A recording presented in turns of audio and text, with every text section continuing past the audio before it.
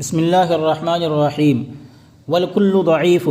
اور ہر ایک ضعیف ہے۔ اما الاول فلأنه انما يدل على ثبوت النقطة وهو لا يستلزم ثبوت الجزء۔ بہرحال پہلی دلیل تو اس لیے کہ وہ دلالت کرتی ہے نقطے کے ثبوت پر، اور یہ یعنی ثبوت نقطہ مستلزم نہیں ہے جزء لا يتجزا کے ثبوت کو، لأن حلولها في المحل ليس الحلول السرياني، اس لیے کہ نقطے کا حلول محل میں یہ حلول سریانی نہیں ہے، حتی یلزم من عدم انقسامها عدم انقسام المحل، یہاں تک کہ لازم آ جائے نقطے کے غیر منقسم ہونے سے محل کا غیر منقسم ہونا، محل کا غیر منقسم ہونا۔ واما الثانی والثالث، اور بہرحال دوسری اور تیسری دلیل، فلأن الفلاسفة لا يقولون بأن الجسم متألف من اجزاء بالفعل، وہ اس لیے کہ فلاسفہ قائل نہیں ہے اس بات کے کہ جسم مرکب ہوتا ہے اجزاء سے بالفعل، اور نہ ہی اس بات کے قائل ہیں کہ وہ اجزاء غیر متناہی ہوتے ہیں، بل یقولون انہ قابل لانقسامات غیر متناہیۃ، بلکہ وہ قائل ہیں اس بات کے کہ یہ جسم قبول کرتا ہے انقسامات غیر متناہیہ کو قبول کر سکتا ہے۔ ولیس فیہ اجتماع اجزاء اصلا، اور اس میں اجزاء کا بالکل بھی اجتماع نہیں ہے۔ وانما العظم والصغر باعتبار المقدار القائم به لا باعتبار کثرت الاجزاء وقلتها، اور صرف بڑا ہونا یا چھوٹا ہونا یا اس مقدار کے اعتبار سے ہے جو اس کے ساتھ قائم ہے، جسم کے ساتھ قائم ہے، نہ کہ اجزاء کی کثرت اور اجزاء کی قلت کے اعتبار سے۔ والافتراق ممکن لا الى نہایۃ فلا يستلزم الجزء، اور افتراق ممکن ہے غیر متناہی طور پر تو لازم نہیں ہوگا، یہ مستلزم نہیں ہوگا جزء کو، یعنی جزء لا يتجزا کو۔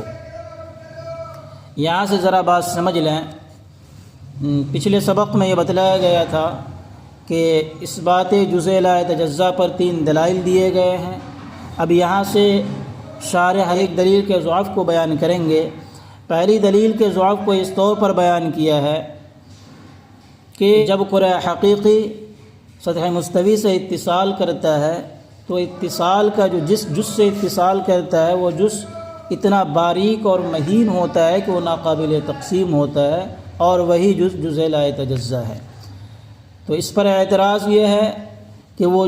جزء لا يتجزا نہیں ہے، بلکہ وہ اتنا باریک اور مہین ہے تو وہ نقطہ ہے جو کہ ناقابل تقسیم ہوتا ہے، نقطہ ہے اور وہ ناقابل تقسیم ہوتا ہے۔ تو اس پر متکلمین یہ کہہ سکتے تھے کہ وہ نقطہ حلول کیے ہوئے ہے ایک محل کے اندر۔ اب ظاہر ہے کہ حلول جب یہ غیر متناہی نقطہ ہے اور یہ ناقابل تقسیم ہوتا ہے، اور نقطہ عرض ہے، جب ناقابل تقسیم عرض حلول کرے گا اپنے محل میں، محل جوہر ہوگا، تو ناقابل تقسیم محال جب ناقابل تقسیم ہوگا تو وہ حلول کرے گا ناقابل تقسیم محل میں، اور وہی قابل تقسیم محل جزء لا يتجزا کہلائے گا۔ تو یہاں پر فلاسفہ نے اس کا جواب دیا کہ یہاں پر نقطے کا حلول محل میں حلول سریانی کے طور پر نہیں ہے کہ اس کے حلول کرنے سے محل کا بھی ناقابل تقسیم ہونا لازم آئے گا، یہ حلول سریانی نہیں، حلول تریانی ہے۔ حلول سریانی اور تریانی کی تعریف ایڈمن صاحب اسکرین پر لگا دیں گے۔ چلیے، وَأَمَّا الثَّانِي وَالثَّالِثُ فَلِأَنَّ الْفَلَاسِفَةَ لَا يَقُولُونَ بِأَنَّ الْجِسْمَ، یہاں سے بتلایا ہے کہ آپ نے ہمارے بارے میں یہ کہا کہ ہم جسم کے اجزاء کے قائل ہیں، بالفعل قائل ہیں، اور وہ بھی اجزاء غیر متناہی ہوتے ہیں۔ نہیں، ہم جسم کے اجزاء کے قائل تو ہے ہی نہیں، پہلی بات۔ دوسری بات، وہ بھی غیر متناہی اجزاء کے قائل نہیں ہیں۔ جب ہم ان دونوں کے قائل نہیں ہیں اور آپ نے اسی کو بنیاد بنا کر ہمارے اوپر اعتراض کیا تھا اور جزء لا يتجزا کو ثابت کیا تھا، تو بعض یہ سمجھ لیں کہ فلاسفہ یہ کہتے ہیں کہ جسم کے اجزاء ہوتے ہیں، غیر متناہی ہوتے ہیں، اس کا مطلب یہ نہیں ہے کہ بالفعل ہوتے ہیں، بلکہ اس کے اندر انقسامات غیر متناہیہ کی صلاحیت ہوتی ہے کہ جسم انقسامات غیر متناہیہ کو قبول کر سکتا ہے، اس کے اجزاء بالفعل موجود نہیں ہوتے ہیں،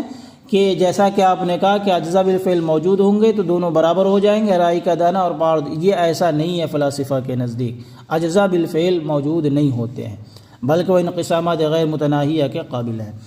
دوسری بات، ما قبل میں ایک بات یہ بھی کہی تھی کہ چھوٹا ہونا اور بڑا ہونا پہلی دلیل کے اندر آیا تھا کہ چھوٹا ہونا بڑا ہونا یہ جسم کی قلت و کثرت کے اعتبار سے ہے، اجزاء کی قلت و کثرت کے اعتبار سے فلاسفہ کہتے ہیں ہم اس کو مانتے ہی نہیں ہیں۔ عظم اور صغر کا تعلق اجزاء سے نہیں ہے،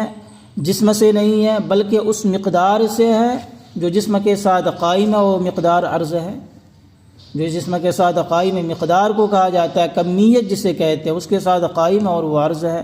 تیسری دلیل کے اندر یہ بات آئی تھی کہ اللہ تعالیٰ افتراق کرے اور کسی ایسے جز پر پہنچ جائے کہ اس کے بعد پھر افتراق نہ ہو لیکن افتراق ممکن ہو۔ بھائی جب افتراق ممکن ہے تو پھر وہ جز لا یتجزا کیسے ہوگا؟ آگے تو اس کی تقسیم چلے گی۔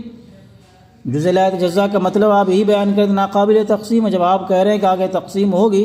تو پھر وہ جز لا یتجزا نہیں رہا۔ تو شارع نے اس انداز میں ماتن کی بیان کردہ دلیلوں کے ضعف کو بیان کیا ہے۔ تجزا کے اس بات کے دلائل آ گئے اور پھر اس پر